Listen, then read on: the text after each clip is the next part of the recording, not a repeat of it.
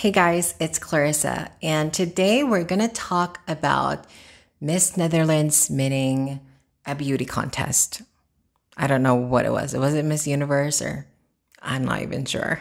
I'm not really into pageants. I don't really watch Miss Universe or anything. I just saw in the news that, a trans woman won a beauty pageant, and I had some opinions about it. So let's get into it. I guess the question is, what do I think about trans women joining, beauty pageants or competitions that are, in the past exclusively for women? I think that if there were no pageants for transgender women, then I might be okay with that. My problem here is there is actually a pageant for trans women exclusively. I'm not sure how many, but I know there's one. I think it's called Miss International. That is exclusively for trans women. And if there is already like a pageant or a competition that is made for us, designed for us, right? To avoid like all of these, like trans women joining the women's category in sports and now in pageants, like that is the solution, right? Same with like if there were, gender neutral bathrooms, then I would be happy to use that, just to kind of avoid conflict. Like that is made for people like me, so we should use it. You know what I mean? So same logic, like if there's already something like designed and created for us, exclusively for us, to avoid all of this conflict, then why the hell, like, would you still inject yourself, in a female category? Like, again, unless there wasn't, then I would be more kind of understanding of that, because like then where else are we going to go? Where else are we going to put ourselves? But like in this case, like there is one. So yeah, we should just leave this competition for the women, right? We have our own competition that you can join. I mean, look, she didn't break any rules here, right? No, she didn't break any laws. She played by the rules. The competition states that, trans women can compete, and that's what she did. So it's not really on her, right? It's not on her at all for winning. Like, I have no like hate for her or anything. Like, she did everything right, and she won fair and square.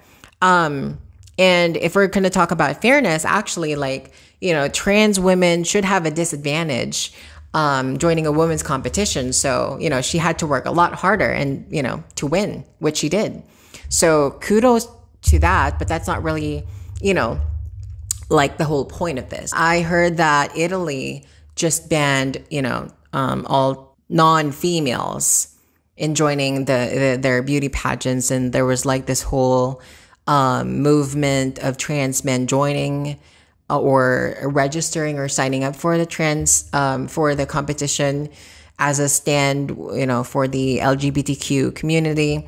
I mean, that's dope, actually. That was kind of cool for them to do that. Although I'm not for like what they're really fighting for, but like the movement is kind of, it's cool.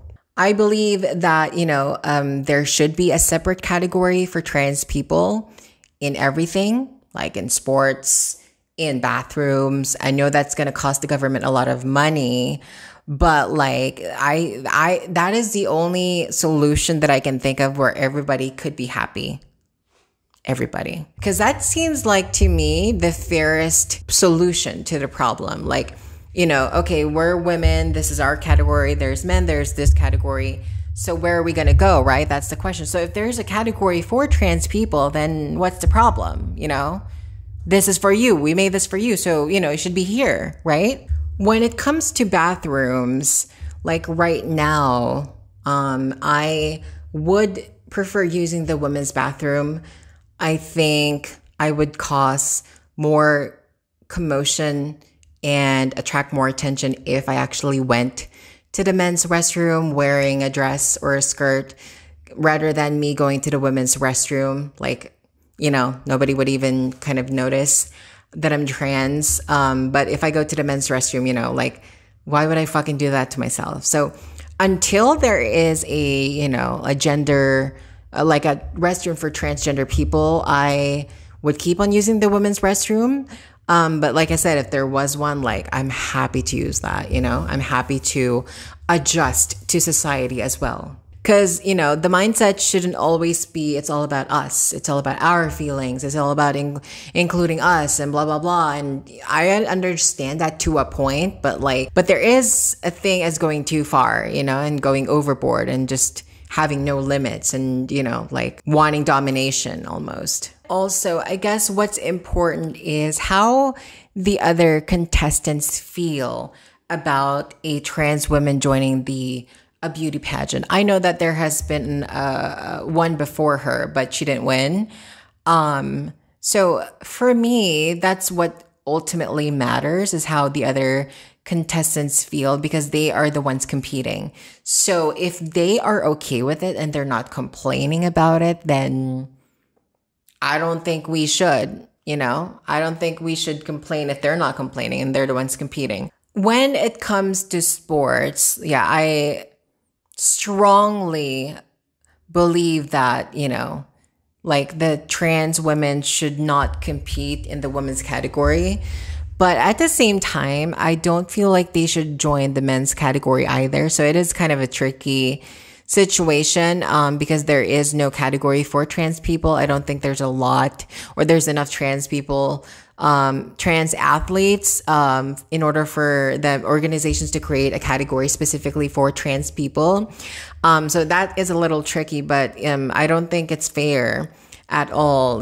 Just like with Leah Thomas, like she placed 400 something in the men's category and #1 on like the women's category. And these women have trained for this competition for like even years, and that is just not fair. I feel like terrible for them for like, working so hard and being so dedicated only to be beaten by, a man because of like physical advantage. Like that is just not fair, like in any levels. Like I don't care if they say, they take hormones or whatever, like, hormones don't change the bones, right? They might affect the muscle, but like still, like I've been on hormones since I was 17.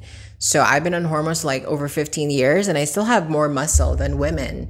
So, hormones are just not going to melt those muscles away, and your bones do not change as well. I mean, my bones are still very male. Like I have broad shoulders and everything. So, those are undeniable, biological facts. It's just not fair. I don't care what other, I don't care what other trans people say that, oh, blah, blah, blah. Well, we'll take hormones. And if you test this, it is not fair. Okay. Just quit it. Unless like you're playing chess or something where it doesn't involve, you using your physical abilities or your physical fitness, then that's okay. But like, if it's like running or swimming or boxing, like you should pray for your life. I think the trans community gets a lot of hate primarily because of the trans activists who, like pushes for like acceptance and like everything basically. I think it's very important for, us real trans people to stay within our lane, just stay in our lane. I think if we do that, like would be more accepted and understood by people rather than like forcing and injecting ourselves into like the hetero norms, I have no problem saying I am trans instead of saying I am a woman. That is just a complete blank lie. We have to be considerate of other people as well and not be so, self-centered and selfish and only think about ourselves. I know that, being trans is not easy, but like at the same time, that doesn't mean that everybody's going to adjust for you, just because you have that condition. Like it should be a give and take, you should do the same for others, That is it for today's video. Thank you guys again for watching, and I hope to see you on the next one. Bye, guys.